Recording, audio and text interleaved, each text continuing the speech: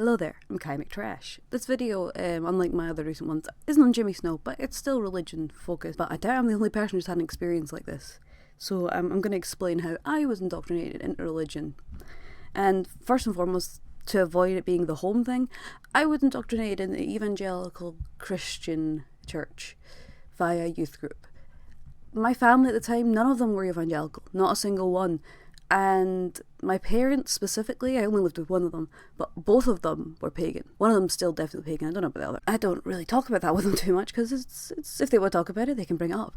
But yeah, and I was at school during an assembly where, right, I had a favourite hymn and everything at this point. This is before I was even religious, because in school every week we'd have an assembly at the end of the week, and we'd sit down and we'd pick hymns, and the teacher would pick out a few people who would choose one.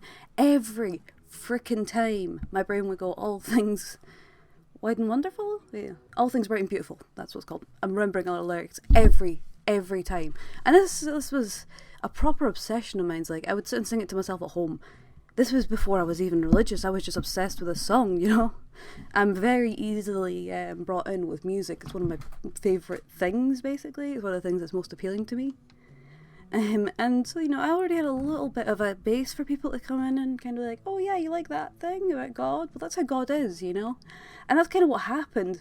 There was a group who put on a little like, oh hey, we're going to come and talk to you and tell you about our youth group. And it sounded really cool. I wasn't doing well at school. I was being bullied pretty heavily because people are terrible. And also, child me is annoying. Very, very, very annoying. Very sweet as well. I would love to be able to sit down with child me, hang out. But at the time, not a lot of people wanted to do that at my school.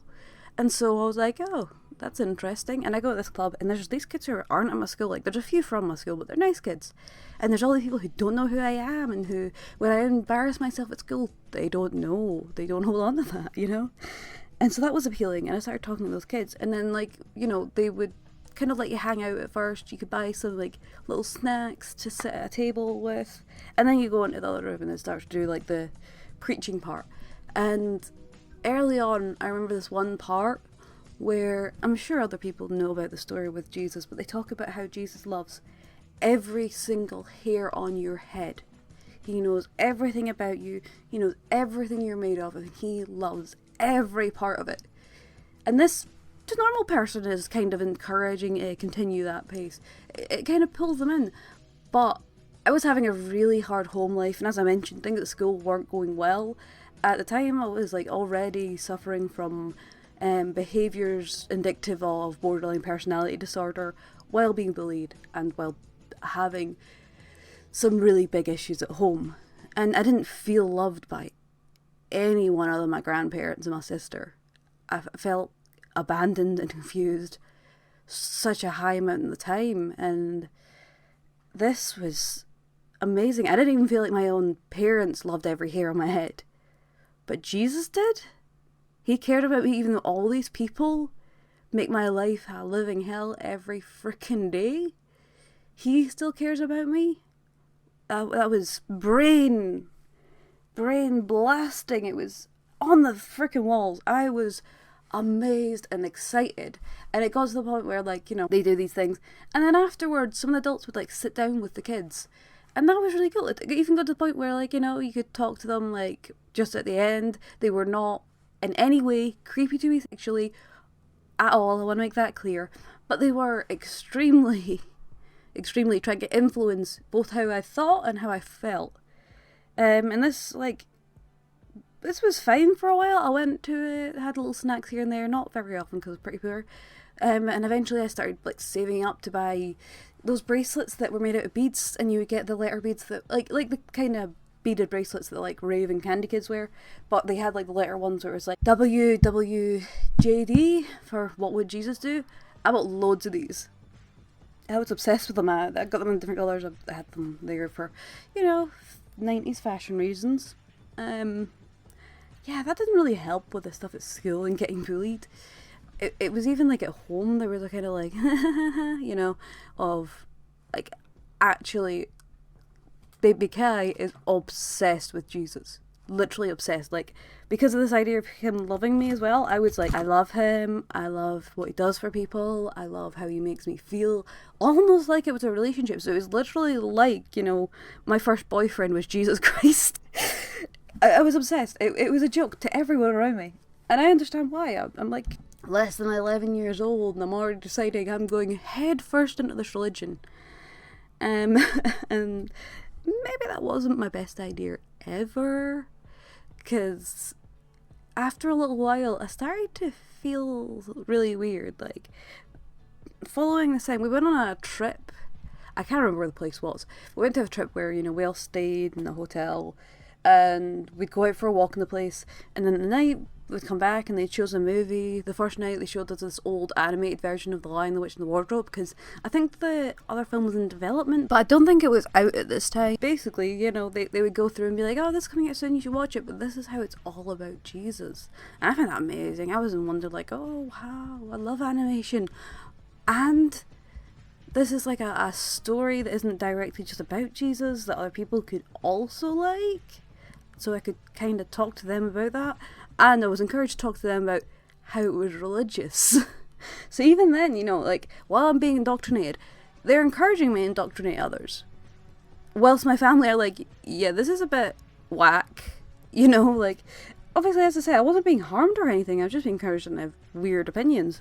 So they didn't have a worry over it. I told them I was safe. They knew I was safe. They just were kind of letting me feel through it myself. They didn't want to reject it and cause me to return with the exact same level of rejection to them. It's rough. I don't think my family did anything wrong in how they dealt with this, because it did let me just come out of it in my own time. And that is because eventually these people who'd sit down with you and talk afterwards, they started asking more questions about like how things went at home and how I felt about my family, how my parents acted, specifically how one of my parents acted.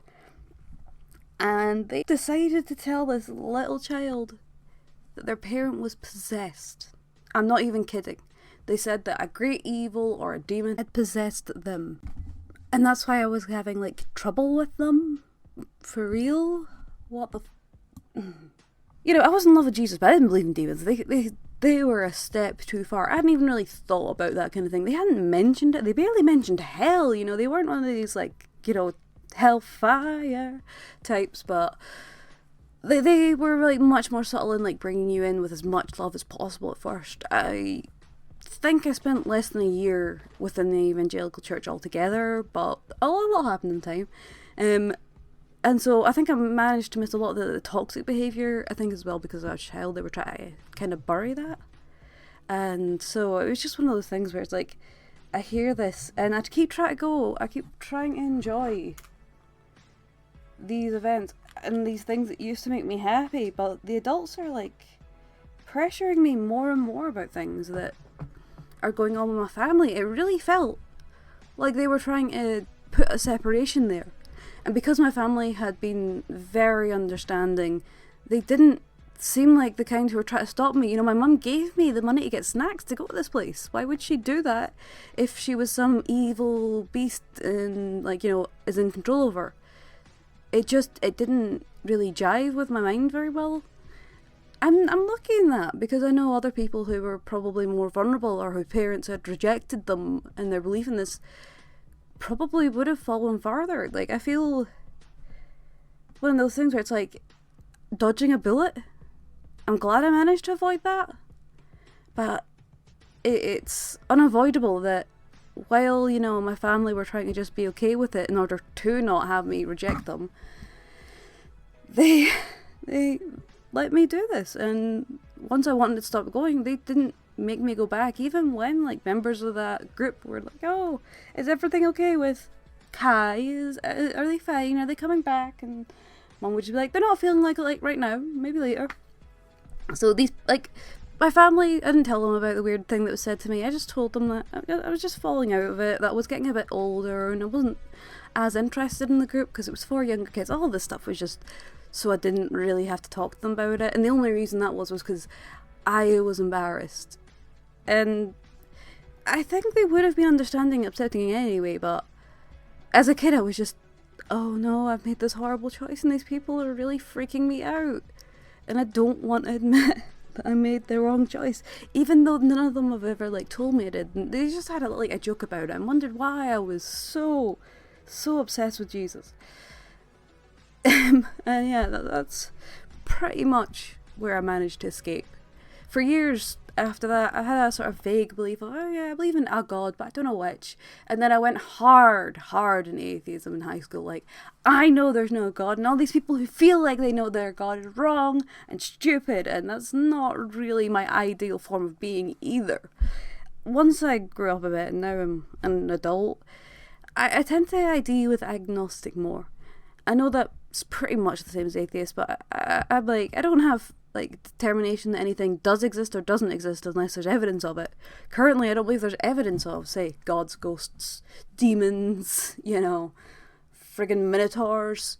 All those things may have existed or could exist at one point, but I don't see any evidence that they do now. I kind of like weird situation to look back on, but I do think it did help me grow to be like questioning of religion, and then also questioning in like anti-religion. I do think that, it is important and that atheism isn't a bad thing that people should avoid. I just kind of moved away from it for how people around me under the label were acting. And agnostic ended up feeling better because I don't know shit. I literally don't.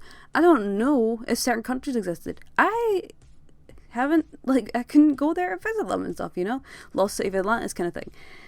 Yeah, we've searched for it forever and never found it. It could probably exist. And then, in other cases where Loch Ness Monster up in Loch Ness, I don't think that exists, obviously. I would love to, and as a child I was obsessed again with the idea of Nessie, but I do just love monsters, especially Scottish monsters. I know certain things don't exist anymore. I know people have done all they can to try and figure out if it exists even without thinking it exists in the first place. They've gone out their way to figure out how this works.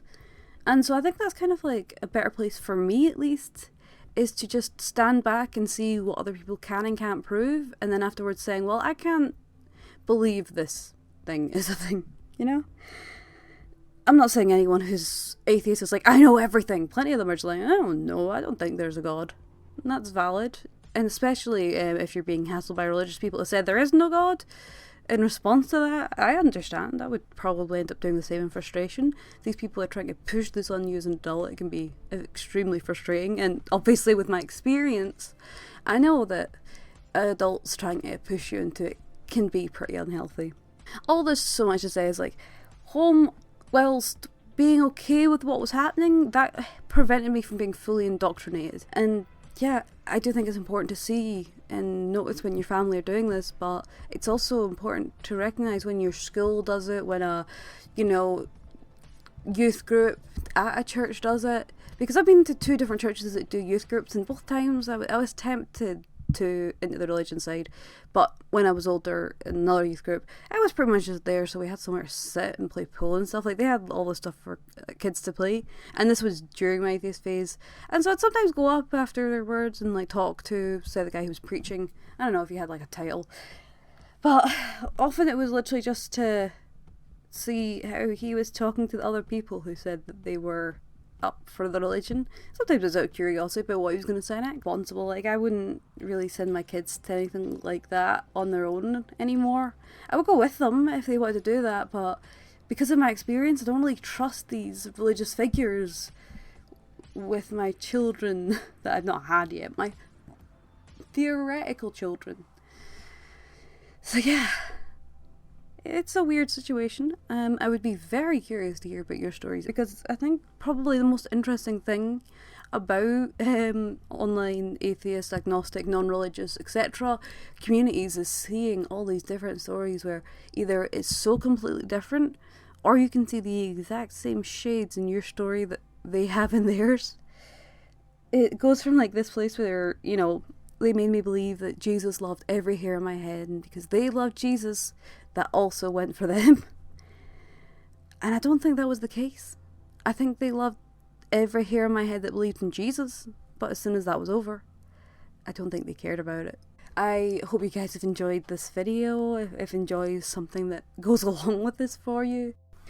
feel free to stick around and hear a little bit more about the drawing from this video, but this is just where I'm going to mostly stop talking about the topic of this video. If you're off, thank you very much for watching and have a great day. Well, hello there. If you're still here, you're here to hear about my picture that I drew in the background of this video. This did take me a really long time, like 6 to 7 hours. I'm not even kidding. I'm a very slow worker, and I really need to improve on that, which meant the editing of this took so long. This has been like a ridiculously long process, so it's been a while since I put out another video. Sorry about that, but I have hit 50 subscribers on here since then. I know that sounds like a tiny number, but I am so happy. I have a tiny little milestone to have, like just hold it like this beautiful little baby chicken, and hopefully it'll be a rooster soon. I'm kidding. It just really depends on how much I commit to this and what I talk about, so I'm going to try and keep things interesting. I don't think I'd focus it purely on religious topics, but I think it would be something that comes up because I am always learning about other religious cults and sects. It's kind of a special interest of mine, maybe partly because my experience as a child, you know, it made me more aware of these things, but obviously it was egged on by Jimmy Snow to a certain degree because he made me more aware of it, and then through other creators I learned more about specific groups like Jehovah's Witnesses and Scientology. But I have found recently that in my moving away from Jimmy Snow, I am moving much closer towards Fundy Fridays. I do not remember the creator's name. She's great though, and I love her. She's fantastic, very interesting, and I think I prefer her videos to Jimmy Snow's, but I don't want to put them in competition. She speaks positively about him and his videos, and I still believe that Jimmy does have positive videos. It's just his personality and the things that he does outside of videos that really get me, and some of the things he says in very certain videos. So yeah, if you're also in the same boat and you're a bit stuck on what to watch, feel free to check out Funday Fridays. Some of the topics are very intense, but there's almost always a content warning in text form and verbal forms. Just keep an eye out for them. But yeah, I'm gonna leave this little end slate here. Please feel free to tell me what you think of my drawing. If you want to check it out outside of a YouTube video, I'll link to my Divine Art down below, but I am Kai McTrash on Divine Art, Instagram, Tumblr, Twitter, and I'm sure other places I don't remember now, but those main four, you can find me there as well if you want to talk about anything, if you want to ask me anything, if you want to tell me anything. Like, one thing I'm kind of interested in doing in the future is maybe a deep dive into what evangelicals believe, because I have been clueless about a lot of it, even though I almost ended up in that group. So I thought that might be an interesting thing for me to look into, like catalogue what I find out, even though other people have already done it. Hey, I'm a British person, maybe I'll have more info in this country's version of it. So hopefully that'll interest you guys. Regardless, thank you for being here, thank you for watching my video, thank you for literally listening to me ramble inanely, and I hope you have a good day. Take care of yourselves. Bye again.